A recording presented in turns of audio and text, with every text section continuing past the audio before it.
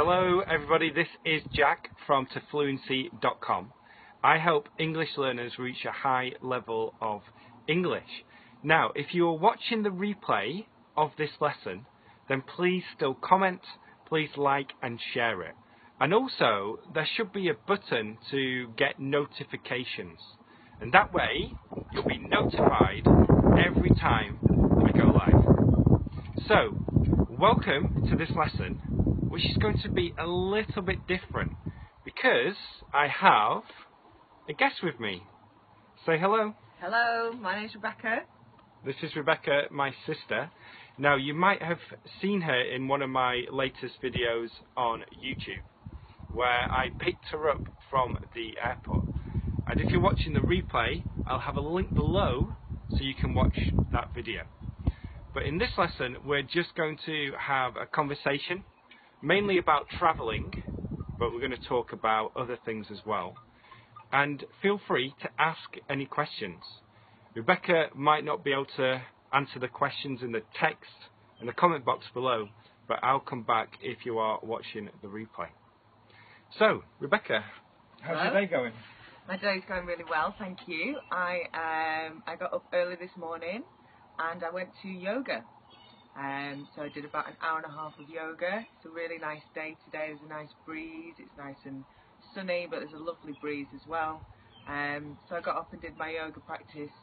Then I had some breakfast, and then here we are doing our live lesson. Doing the live lesson on the porch. Yeah, it was really hot when Rebecca first came, the first few days. But the last couple of days it has cooled down a lot. So there's a nice breeze. It's not as humid, and it's just not as hot. We're hoping it's going to continue like this. So if you are just joining live, then come say hello in the chat box. Same says, what is the time? Do you know? I think it's about 1:30, maybe? Yeah, about 1:30 in the afternoon. So usually it's really hot at this time, but as we're saying, there's a beautiful breeze on the porch. So, Rebecca, why don't you tell people what you do? As a job? Yeah. Okay, I will do. So, I am a lecturer in criminology. I believe in America they call it a professor, but in England we call it a lecturer. So that means that I lecture to undergraduate students and postgraduate as well, so people studying for a degree or people studying a master's. And yeah, I teach all aspects of criminology, so looking really at the theory behind why people commit crime, interventions, that kind of thing, how we deal with it in different countries, certain types of crime, certain types of laws, and also around criminal justice as well, so things like the police, the courts, prisons. So I do a lot of work around prisons. And I've been into prisons before to research there. So part of my job is teaching, the other part of my job is doing research as well. So I've got a PhD in criminology, which was around drugs policy and drug use.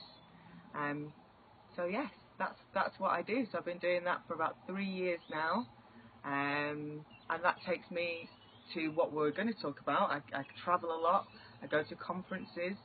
I recently went to a conference in Sydney in Australia to look at international and global responses to drug use and drug-related offences.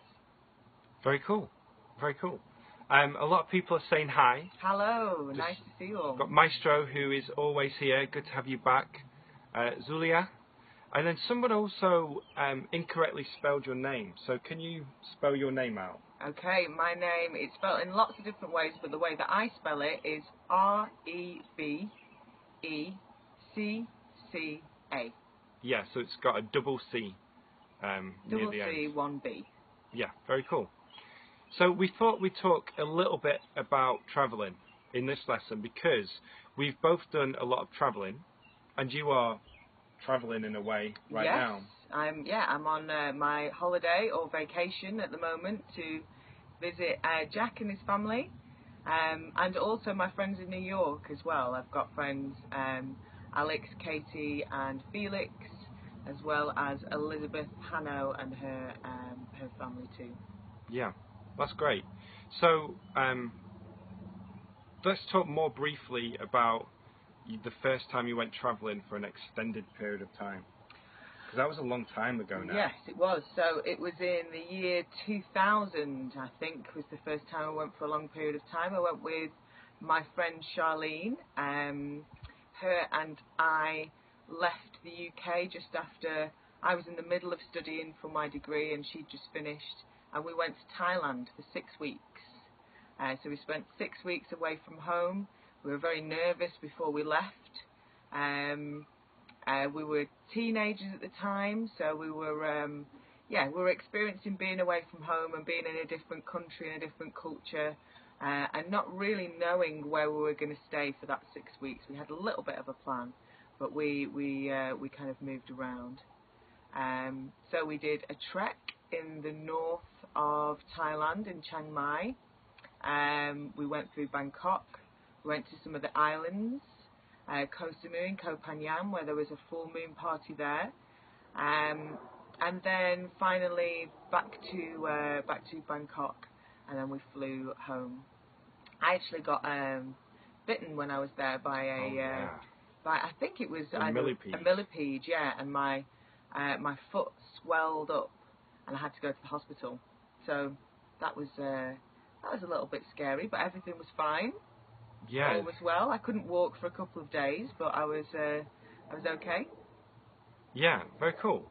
I'm just going to read some comments. Zulia, it's been a long time. Yes, I do remember you, especially on Google+. Nicholas says, how long did you stay abroad? A good way to ask this is, how long did you go abroad for?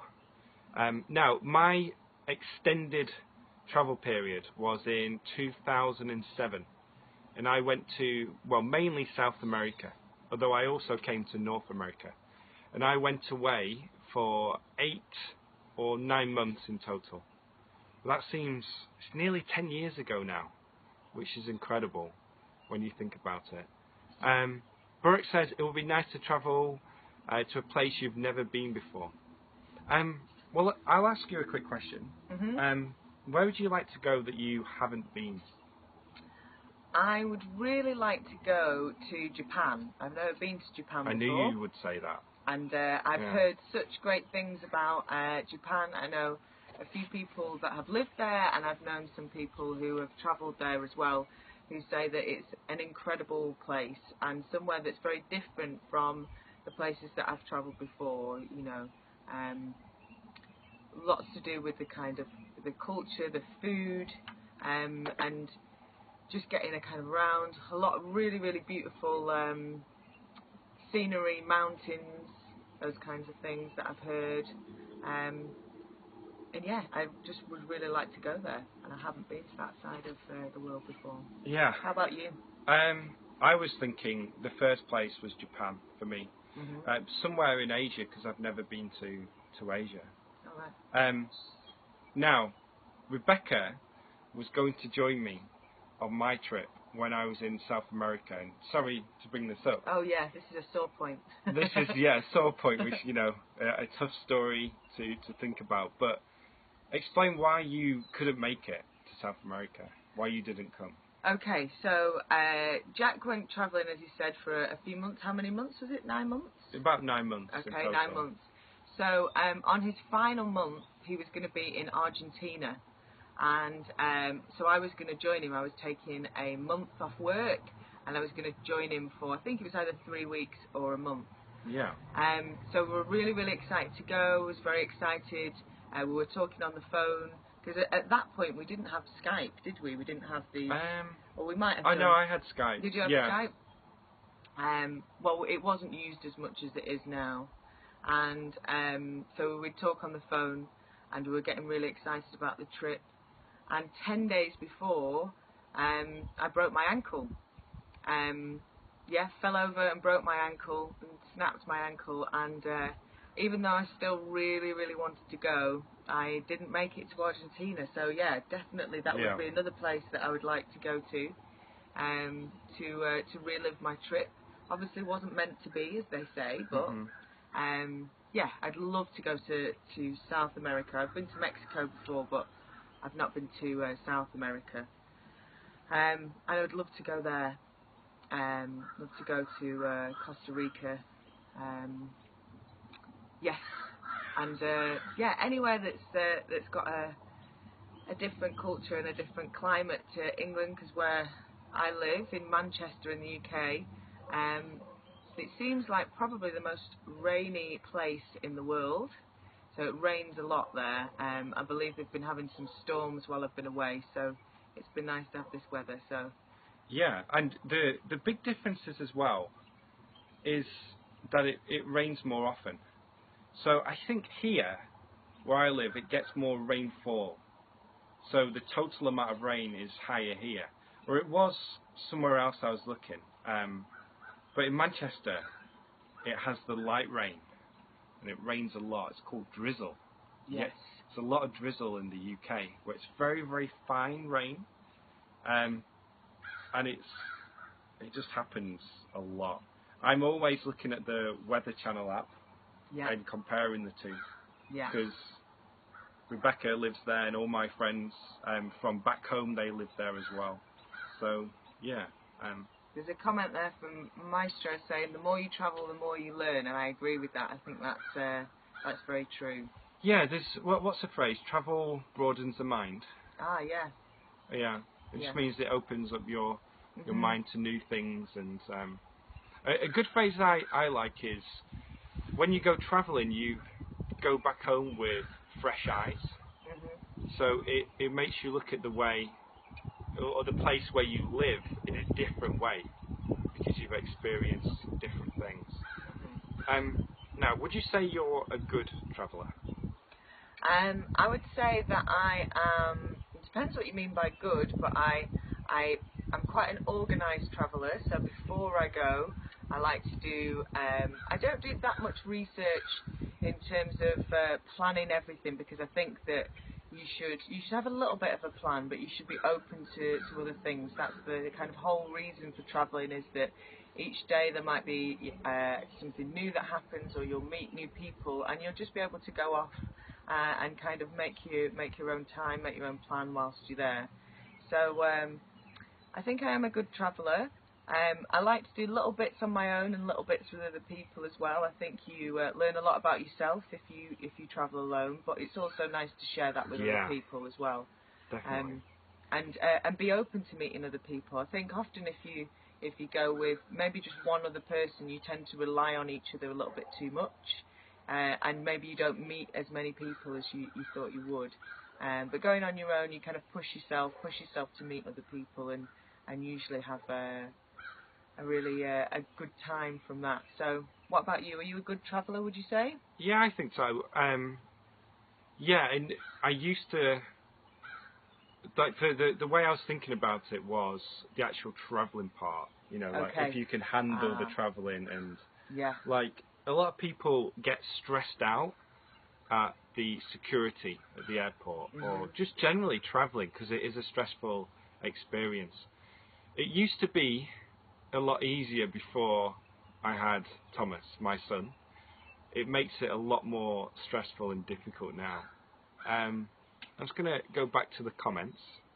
I'll scroll up a little bit. Now, if I don't read your comment, sometimes these Facebook Live lessons, they don't show me every comment. So I'm not ignoring you. Please forgive me. Lillian says, Manchester is a beautiful city besides the rain. Yeah, that's true. It is a beautiful city. Yeah. I call it fun. Yes.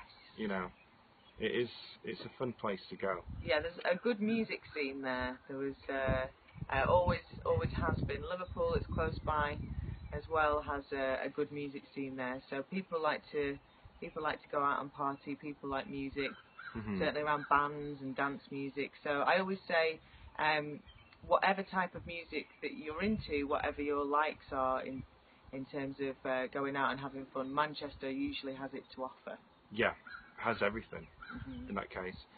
Amar and Burak are agreeing with you about travelling. Nicholas says, I'm going to Austria in September. Have you been there? I haven't been to Austria, no. I haven't been like to Austria. To. Burak says, travelling alone would be boring. Yeah, it depends. It can get a little bit lonely. I went travelling alone for 8 months, and you have moments where you're surrounded by people, you have made some friends, you're getting comfortable with people, and then you go off in different directions. And sometimes it's those periods when you leave your new friends when it can be a little bit lonely. But on the whole, it's I really enjoyed it.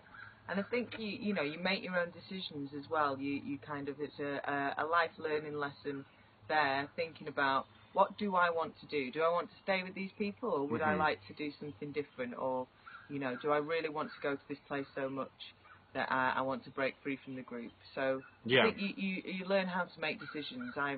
I'm not a very good decision maker. I'm indecisive. Yeah. So that was good. It helped me understand what I wanted and make my own decisions. Yeah. We were talking about being indecisive at the restaurant the other day because you couldn't choose what to get at the Mexican place. Too many choices sometimes. Yeah. And I never know what to have.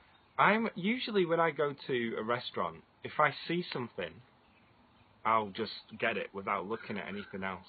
I think probably travelling helped me with that, as you said. But sometimes if you go to a restaurant and you're unlikely to come back there, you want to make the right decision. You want to get the best possible meal. Yeah. But if it's somewhere where you go all the time, then you're always going to be able to go back and experience it. So I think travelling, it can help, but other times you want to pick the best. Yeah. That's a good point. We've got Baruz from Baku, Layla from Turkey. So Conchi says, I love travelling close to the sea, so you like to go to the coast. Yes. Call it the coast. Yeah. Yeah, that's interesting because we live in the mountains and it's about 4 hours away to get, well, it takes 4 hours to get to the beach here. It's a little bit too far for a day trip, but it's still a nice distance away. It's lovely to swim in the sea in different places. I like doing that. I was swimming in the sea in Australia in a place called Manly. That's the last time I swam in the sea. When was the last time you swam in the sea? It was in when we went in May, I think, or April, to the beach. Well, I didn't swim. I went in, but I didn't swim. You didn't swim. Yeah, my son swam a lot. Let's have a look. Eulelio, very generous of you doing these things. Need to thank Rebecca for joining us. No problem. It's very good to have you. Vincent, have you been to Georgia, the country? No, I haven't. Do you know where Georgia is? No. I always test Rebecca on her geography. I'm not very good at geography. Even though I've travelled a lot, I know the places that I've been to, but there's... Yeah, I'm the same. I know the map of South America because I've travelled there. Let's see. Conchi says, I also live close to the mountains and you miss the sea. Yeah, I can understand that. My wife really misses the ocean. Eulelio, lovely places here and Mexico and a lot of variety of food. Where did you go in Mexico? I went to Tulum and went there on with my friend and her mum, and we went on a yoga holiday. So we did yoga twice a day. Walked along. That was a really beautiful beach, probably one of the most beautiful beaches I've ever been to. And yoga in the day and drinking margaritas and beer at night. Very cool. Have you been to Turkey? I haven't been to Turkey. Sam asks. I've heard that there's. I have heard it's very beautiful though. Kate's been to Turkey. Has she? Yeah. I'm going to read another comment. Abigail, who I know lives in Spain. Hi, I live in a city 1 hour, more or less, from the mountains, and also from the coast. Where is that? Is that near Granada? Or it might be in the north as well. Never been to Azerbaijan. I have a few friends who used to teach English there, but I've never been there. I thought we could talk about travelling light. Okay, something that I'm not very good at. So what this means is, when you travel light, you don't take a lot of things with you. Do you know what the opposite of that is? Is it like to travel? There's no quick phrase, I don't think. No, I don't think so. You just say, take a lot of things, or... Yeah. But how many bags have you brought on this trip? Okay, so I have brought with me one big suitcase, I have a backpack, and then I've got a little handbag as well. Mm-hmm. So I've got 3 bags, all full. They were all nearly too heavy to take with me on the aeroplane, but I managed just about to get everything in. So yes, I always bring a lot of clothes with me. Another reason is I like to do lots of exercise while I'm away, so I'm usually bringing swimming costumes and trainers and yoga gear. So that's an excuse of mine. Yeah. And I love clothes. So that's the main reason. Conchi says, travelling light, impossible for women. Yeah, when I went travelling, I only had a very small, it's about that big, no, about that big, trying to get the dimension in. But it was a very small backpack, and I could take this on the plane with me. I didn't have to, what's the phrase I'm looking for here? Put it in the hold. Yeah, put it in the hold. So I could take this on the plane, I could take it on the bus with me, and it was very, very useful. I remember I was in a hostel in Colombia, and I had this tiny backpack on, and a girl came in, and she was really, really small, and her backpack was nearly the size of her. It was huge. So I love travelling light, but it's hard to do now with my son. So we have to take so much stuff with us when we travel. What kind of things do you need? When I travel? Why do you have more things with Thomas? What kind of things do you need? So when we go in the car, we need things like his sleeping cot. Yeah. The things that he sleeps in as well, the duvet. Yeah. Pillows. Mm-hmm. We need his stroller. His clothes as well. And then usually some toys and books. So that's a lot of stuff already. You know, it takes up a lot of space. So I try to reduce what I take. And it's easier in the summer because the clothes don't take as much room. Mm-hmm. Have you ever been to Brazil? I have not been to Brazil, but I would love to go. I nearly went last year with my friend. But I haven't been. I know that they speak Portuguese in Brazil. Yeah. Often people think that they speak Spanish, but it's Portuguese. Yeah. Well done. And Brasilia is the capital. Yeah. Everyone thinks it's Rio. But and the people wear very small bathing suits on the beach in Rio. You've been to Brazil, haven't you? Yeah, I was in Rio for 5 days. It was right at the end of the trip I had to South America. Mm-hmm. So, I only had 5 days there, but it's a lot of fun. Conchi says, once I travelled to Paris, they lost my luggage. Ooh. Have you ever had lost luggage before? I haven't. Where's some wood? Thankfully, yes. Touch wood. Touch wood, let's touch wood. Yeah, hopefully that won't happen on the way back. No, I've never had my luggage lost. Have you? No, I haven't. No. I know people who have, and I know, in fact, we had some friends over from Brazil a couple of weeks ago, and they had their luggage lost. So we had to take them into town to buy them some clothes. The essentials. The essentials. Yeah. That's, it's not, I mean, it's a horrible situation when it happens.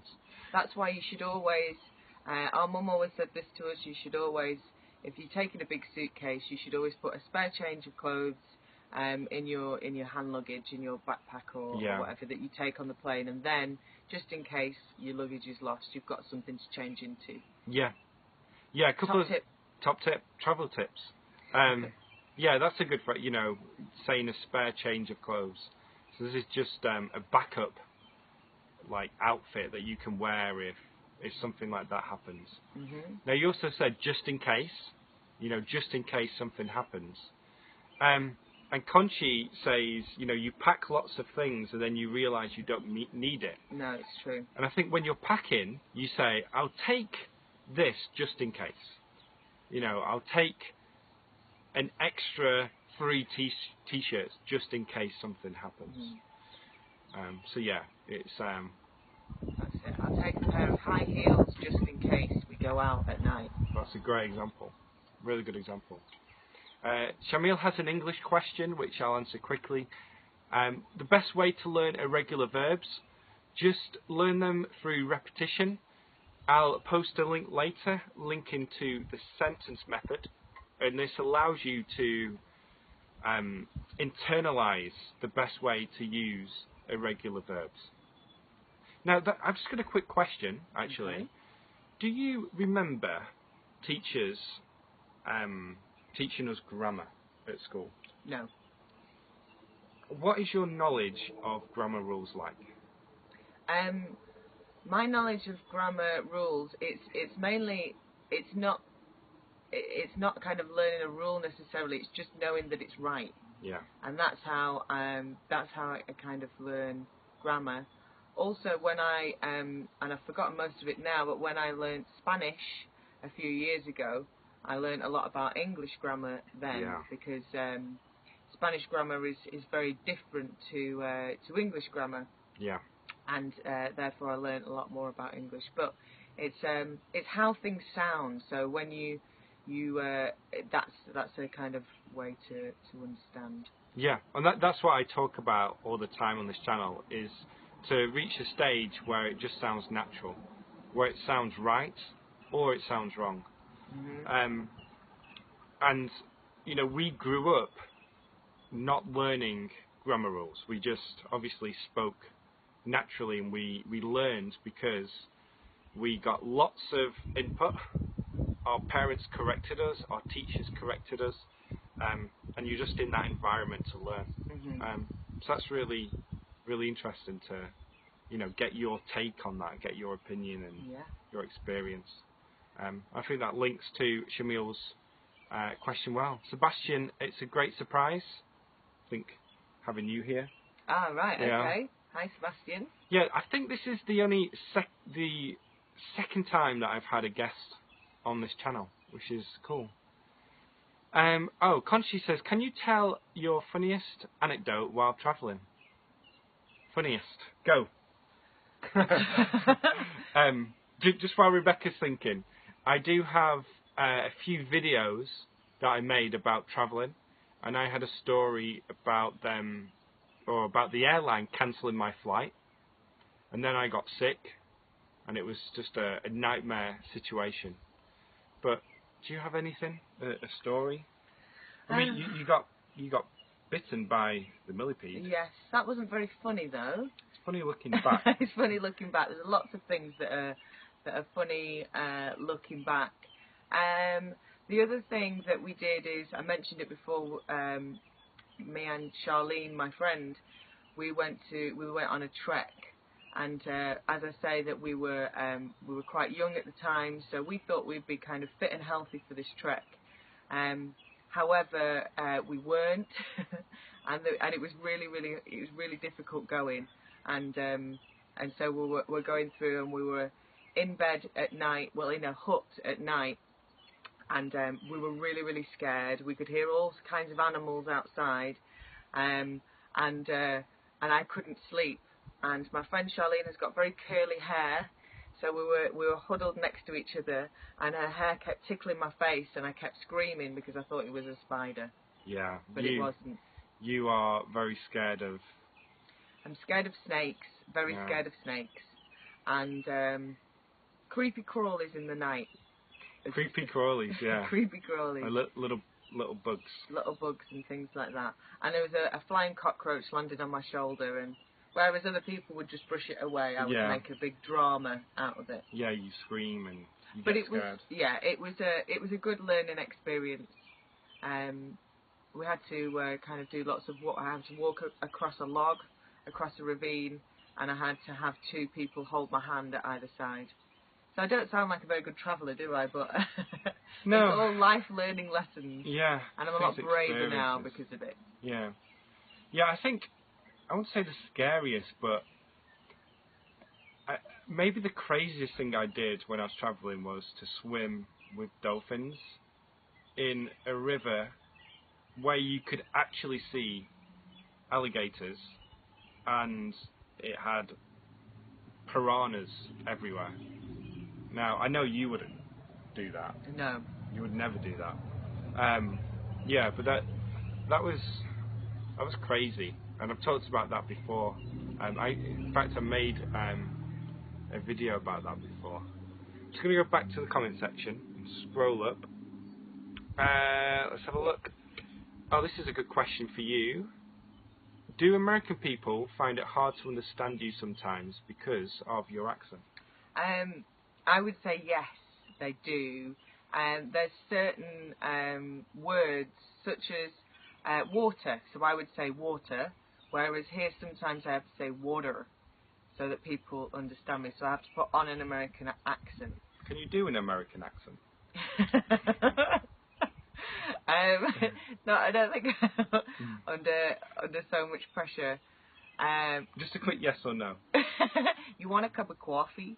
That's like a New York accent, which, you know. There's lots of different accents, but I find that I try to speak slowly and more clearly. Yeah. In whatever country I am, because we've got a northern accent, a northern English accent, and whereas a lot of people tend to understand a southern English accent.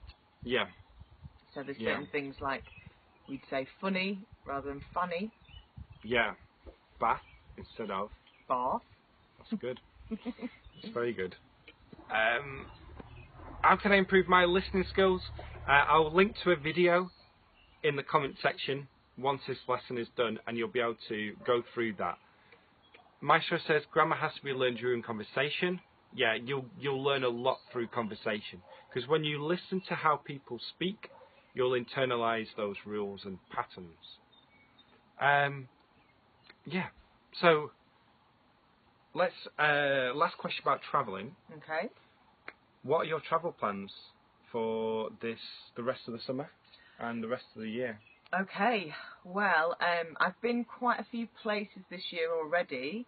So in March I went to Bali, and then have I been anywhere else since Bali? Australia. Oh yeah, Australia. Went to Sydney that was for work, for a conference, and I get back to the UK the week after next, and then I go to Croatia. I've been going to Croatia for a few years now, so I go to a festival in Croatia in a place called Tisno. So I'm going to go there, and then our parents live in France, so I'm going to visit our parents in France in August. My birthday's in October, so I might go away somewhere then. And hopefully we might go somewhere at Christmas time. Yeah. Yeah, we're thinking about, there's a good phrase here, getting the family together. So because we all live in different places, to go to one place and spend Christmas together. So yeah, we're thinking about how to do that at the moment. It's a good time to plan while you're together. Yes. It's easier to talk about that. Well, cool. We'll end it there. We've done nearly 35 minutes. Okay, great. So I'm sure you guys have enjoyed this conversation and this lesson. And if you have, then please like this video and also share it with anyone who would find it useful. So thank you for watching, and we'll see you next time. See you next time. Bye everyone. Bye.